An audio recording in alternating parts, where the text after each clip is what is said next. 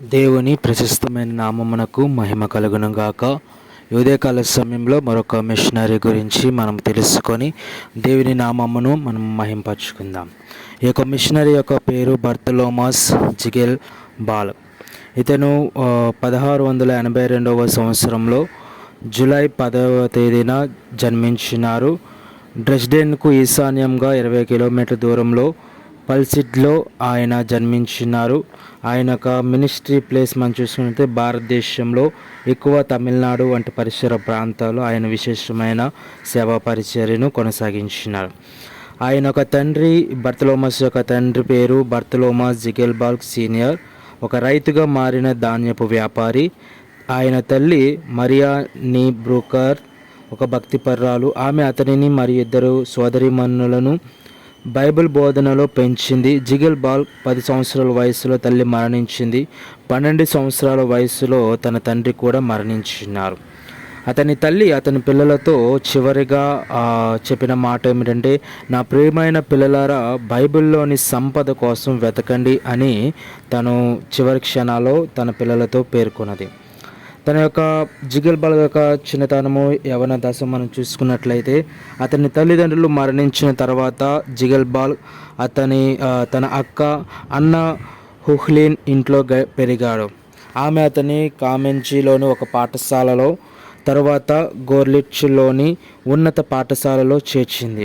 వేదాంత శాస్త్రం అధ్యయనం చేయడానికి చేరే ముందు గ్రీకు, హిబ్రూ మరియు లాటిన్ వంటి యూరోపియన్ క్లాసికల్ భాషలలో ప్రావీణ్యం సంపాదించడానికి జిగెల్ బాల్ బెర్లిన్లోని ఫెడరిచ్ వెడ్డర్లోని ఒక పాఠశాలలో తన విద్యను కొనసాగించాడు.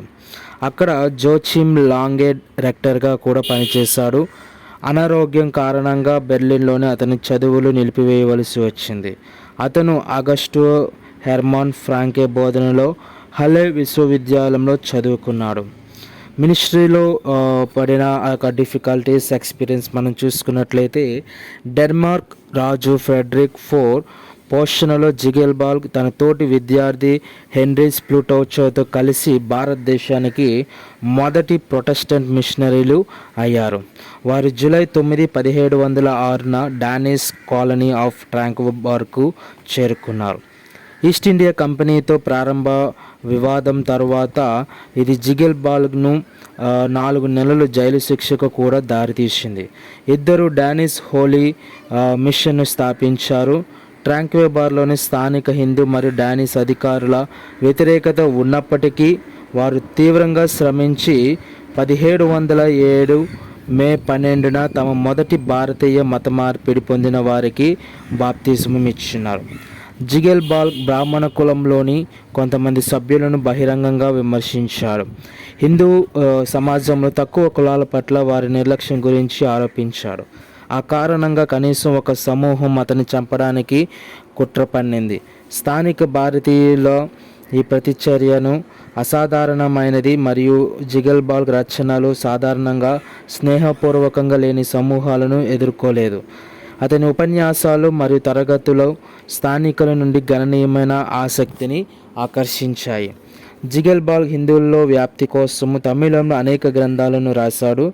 అతను 1708లో కొత్త నిబంధనను అనువదించే పనిని ప్రారంభించి 1711లో దాన్ని పూర్తి చేశాడు. 1714 సెప్టెంబర్ 28న నిర్గమకాండం పుస్తకం ఇప్పుడు పూర్తయిందని అతను ఫ్రాంకేతో నివేదిస్తాడు. అతను మరణించే సమయానికి అతను రూతు పుస్తకం వరకు పనిని కొనసాగించారు. బాలురు మరియు బాలికల కోసం అనేకమైన పాఠశాలను స్థాపించబడ్డాయి మరియు భారతీయ సహాయకుల తయారీకి ఒక సెమినరీ కూడా ఆయన ప్రారంభించడం. ఆయన ఒక ఆఖరి దినాలు ఏ విధంగా ముగిశాయి అని మనం చూసుకున్నట్లయితే, జిగెల్ బాల్ తన జీవితాంతం అనారోగ్యంతో బాధపడ్డాడు. మిషన్ రంగంలో ఆయన చేసిన పని వల్ల ఈ పరిస్థితి మరింత తీవ్రమైంది. వారి శ్రమల సానుకూల ఫలితాలు సవాళ్ళతో వచ్చాయి. వారి పనిని హిందువులు మరియు స్థానిక డానిస్ అధికారులు కూడా వ్యతిరేకించారు. రాజకీయ వ్యతిరేకతతో పాటు భారతదేశంలోని వాతావరణ పరిస్థితులను కూడా అతను ఎదుర్కోవలసి వచ్చింది. జిగల్ బాల్ ఇలా రాశాడు: నా చర్మం ఎర్రటి వస్త్రం లాంటిది. ఇక్కడ వేడి చాలా ఎక్కువగా ఉంటుంది. ముఖ్యంగా ఏప్రిల్, మే, జూన్ నెలలో లోతట్టు ప్రాంతాల నుండి గాలి చాలా బలంగా వీస్తుంది. వేడి నేరుగా పొయ్యి నుండి బయటకు వచ్చినట్లు అనిపిస్తుంది.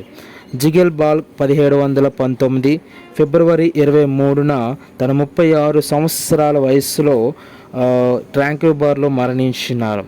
ఆయన చివరి 13 సంవత్సరాలు తమిళంలో జర్మన్ పాండిత్యానికి పునాదులు వేయడంలో గడిపారు. అది నేటికి కొనసాగుతుంది. జిగల్ బాల్ను న్యూ జెరూసలేం చర్చిలో ఖననం చేశారు. ఈ విధంగా తన జీవితాంతం కూడా మిషనరీ పని కోసం, సేవ పరిచర్య కోసం, తన ఆరోగ్యాన్ని కూడా సైతం లెక్క చేయకుండా జిగల్ బాల్ తన జీవితంలో యేసుక్రీస్తు వారి యొక్క పరిచర్య కొరకు విశేషమైన కృషి అనేది చేయడం జరిగింది. ఆమె